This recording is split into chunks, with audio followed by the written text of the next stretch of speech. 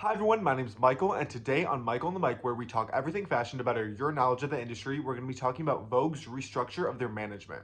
Now, before we get into the fine print of who got promoted over the past year and who reports to who now, I want to talk about Condé Nast. Now, Condé Nast is basically the parent company of Vogue. They own Vogue, all 25 publications of it in the entire world, and also many other magazines like GQ, Architectural Digest, Condé Nast Traveler, and so many more. Teen Vogue, there's many different magazines that they own. I'll put them all on the screen right here.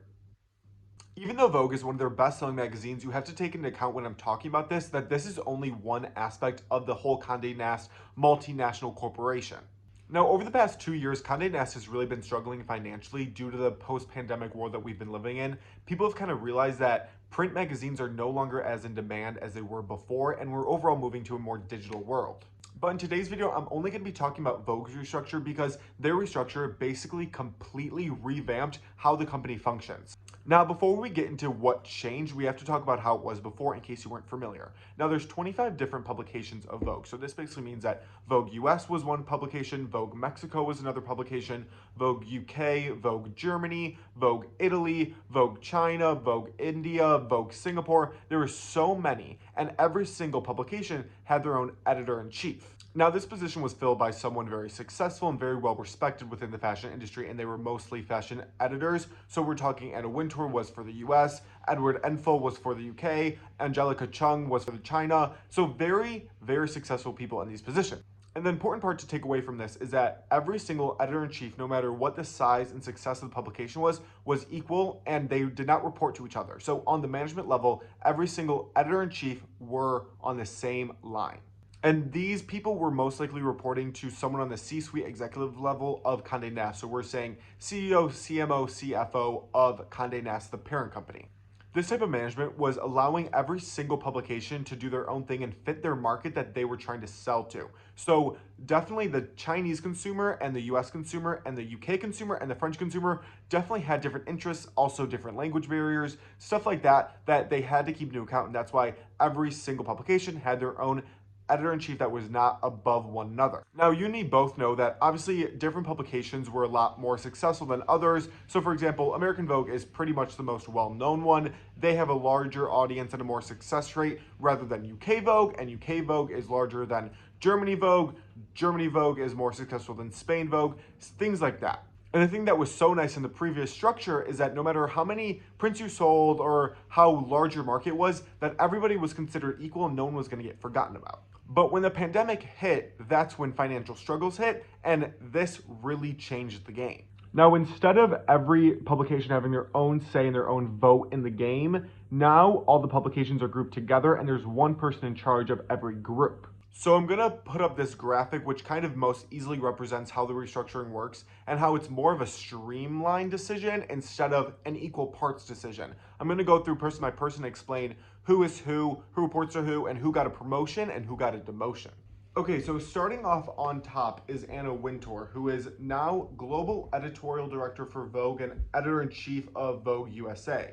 Now, not shown in this graphic, she reports to Roger Lynch, who is the CEO of Condé Nast. So this for Anna Wintour is a promotion. However, she did keep her existing role of editor-in-chief of the US Vogue, which I think is really important for her because she's been at Vogue for decades now for the editor-in-chief of US Vogue. Basically, what she'll be doing is overseeing every single publication, all 25, on an international level to make sure everything goes out right. Now, moving down one management level, where all these people I'll be naming will be reporting to Anna Wintour herself, are Virginia Smith, Edward Enfield, Leslie Sun, Carla Martinez de Celeste, Xenia Solviva, and Margaret Zhang. Starting with Virginia Smith, who is the global lead for fashion and the fashion director of the USA, you'll see that there's 3 people that report to her that actually aren't part of the USA market. Now, this is because she is the global lead of fashion on the global level, like I said. So her 2 positions basically include working on the global side of Vogue and also the USA side of Vogue. I'm sure there's a whole team that reports to her about Vogue USA. However, I did just want to point that out that the people reporting to her aren't actually directly from USA Vogue. Now, moving on to Edward Enfield, who you can also see kept his existing position of editor-in-chief of UK Vogue. He's now overseeing the European market. His new position is European Editorial Director, so he's overseeing the UK publication, the French publication, Spain, Germany, and Italy. Now, this is a promotion for him, however, it's a demotion for every other editor-in-chief of the existing markets that he's looking at. So if you're looking at who reports to him, one of the positions is Francesco Ragazzi, head of editorial content of Italy. Now, before this restructure, that would have been the editor-in-chief of Italian Vogue. So it was a demotion for that position. And you'll see that theme throughout, that these people are getting demoted within the system who were once editor-in-chiefs and now they're just head of editorial content. So moving on to Leslie Sun, who is the editorial director of Taiwan, Japan, and India publications. And the individuals who are head of editorial content in Japan and India are no longer editor-in-chiefs. They are now just head of editorial content, reporting to Leslie Sun, who's reporting to Anna Wintour. I just like to reinforce that. Moving on to Carla Martinez de Celeste, who, now this sounds like a big name and a lot of responsibility, and I'm not saying it's not, but she's a head of editorial content for Mexico and Latin America. Now, it's not like there's different publications for every single country in Latin America. That is one publication of itself, Mexico and Latin America. Now, moving on. Now, this is where it gets confusing even for myself. After all the research, I couldn't really find an answer. I'm assuming it has to do with size of publication and the amount of printing that they do.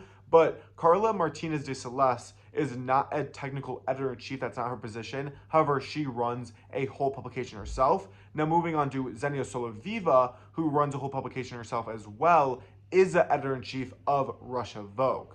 And similar to Margaret Zhang, who is also the editor-in-chief of China Vogue, so those two markets, I'm assuming since they're larger than the Mexico and Latin America Vogue publications, that's why they get the editor-in-chief title rather than head of editorial content.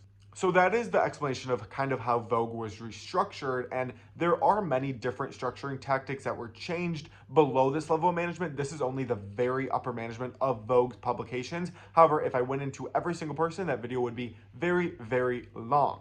Now, other than this just being a major change for the publication and how a business is functioning, there's another funny thing that I wanted to point out, is that during the 1800s and the 1900s, when Vogue was really getting its feet off the ground, Edna Woman Chase was editor-in-chief of all of Vogue. So similar to what Anna Wintour's position is now. There wasn't as many publications that there are today. There weren't 25. There was around 5. So this also has to do with a lot less stress of running such a huge corporation, and it was in that one streamlined position of management. So everybody reported to one person, kind of like Anna Wintour. Now, some people think that this is why they're rooting back to this management style, because they think it's gonna bring them out of these financial troubles in this post-pandemic world.